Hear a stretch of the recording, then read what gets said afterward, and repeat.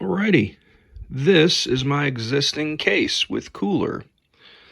So that right there is my 32 gigabytes of, what is that, PC 3000 ballistics, I believe.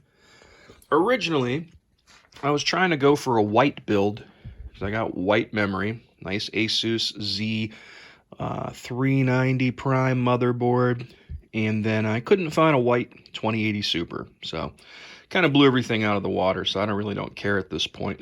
I'm more about usefulness than aesthetics. So that already is getting close to where the glass would be at the top.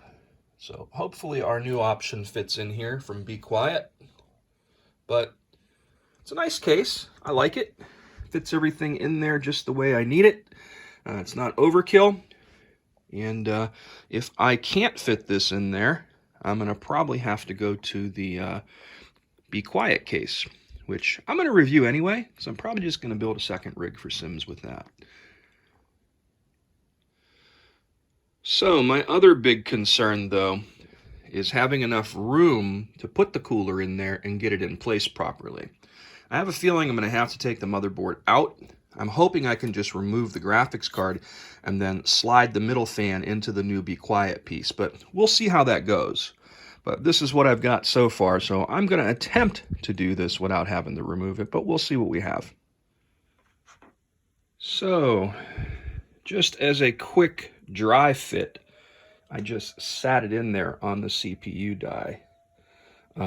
It looks like this is going to be a close fit. I think I'm just going to clear to get my glass door on there. But so far so good. I hope the rest of this goes smoothly. We will see. I haven't put the new CPU in yet. I left the i5 in there at the moment just to dry fit this, but looks like she's going to fit. Alrighty, so far installation isn't too bad. So if you look closely, and it's really hard to see, you push these through there, and there's a little rubber O-ring that holds this on. So this one isn't pushed all the way down yet. And then there's two possible slots where they can fit. You're putting it one closest to the center. So, like I said, so far so good. This is the plate that's going to go in the back of my motherboard. Alrighty, that wasn't so bad. So basically my back plate is on. These little guys just screw right into the thread that's coming through, and then these are threaded on this side as a female thread to accept the next part of the installation. Alrighty, now I'm at the point to where I'm putting these bars in. Now, as you notice, there is like points to it. It looks like a batarang. You want those points upwards if you're doing an Intel. And then there's two spots for the screw. There's a bottom and a top. They go in the top one for the LGA, 1151, I think is what mine is.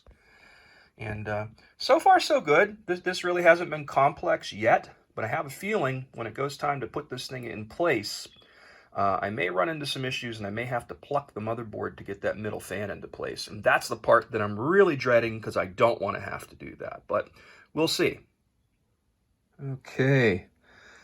At this point, I'm going to do a dry run before I have to take my whole motherboard apart because things are fitting nicely. As you can see, the clearance for the memory is good. Now, the only downside is if I wanted to change that or move it, you're not once this thing is in place.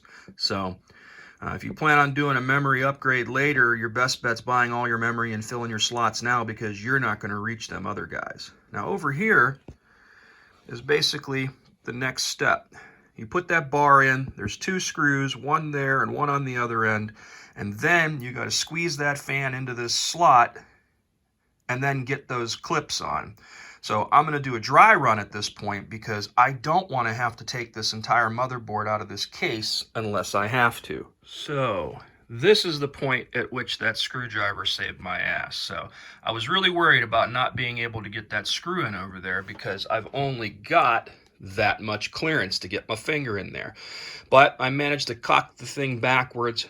The screwdriver they give you has a magnetic tip, catch the screw and bring it all the way down. So that part wasn't too bad. Haha. All right. I managed to do it without having to take it completely apart.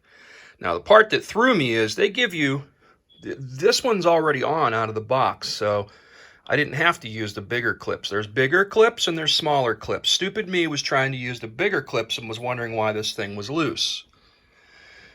So the fun part was over in here. So basically I just had to push it forward enough, get that on there, and then clip it, and then push it back through, and then put some pressure on it to get this guy on. So it looks like I am going to be able to do this without removing my motherboard.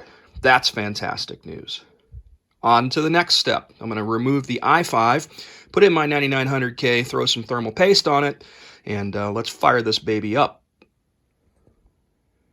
All right.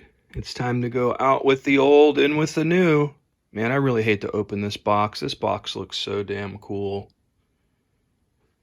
But, gotta do what we gotta do, so that i5 9600K, which has served me super well, has to come out.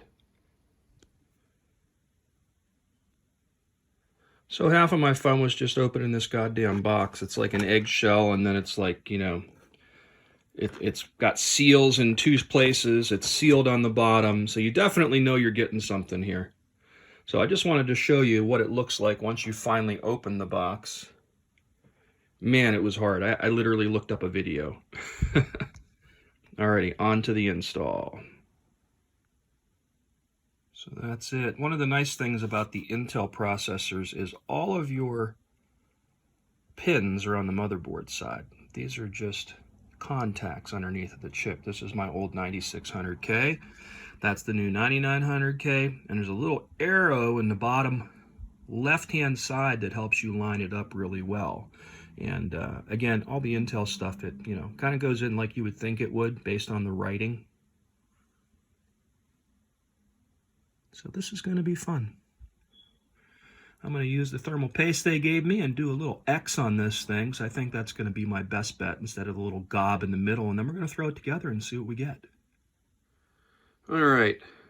Thermal paste is applied. And I think my only gripe is that that little bitty tube they give you really is just enough for one application. I don't know if I would have been better to put one gob in the middle, because creating an X with that little tiny tube was a major pain in the ass. So I'm hoping I've got reasonable coverage here. I think I will.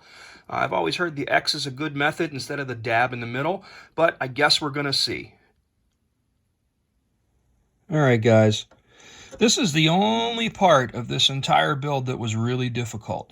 Putting that fan splitter on and then installing this in my case already, getting my fingers down in there to put the fan splitter on the CPU header was a fucking nightmare. I should have put the splitter on before I put the cooler on, but I managed to get it in there. So honestly, that was probably the most hardest or difficult part of the entire build. Ready. Video card's back in. Cooler's in. Looks like it's going to clear to get the glass case door on. I'm feeling pretty good, guys. Feeling pretty good. Like I said, the most difficult part of this whole build was putting that middle fan in and getting those clips on. But I kind of managed to wing it. And then just getting that CPU header on there for the fans. I should have put that Y adapter in first. It would have made my life easier. Glass door is on. Everything fits. I am super happy about this, that everything worked out as planned. Now the moment of truth. Let's boot this thing up and see what we get. Alrighty, the finished product up and running. This isn't the best view because I have this monster monitor in front of everything. So that's kind of what I got to work with. But anyway, everything fit and everything seems to be running smooth and cool.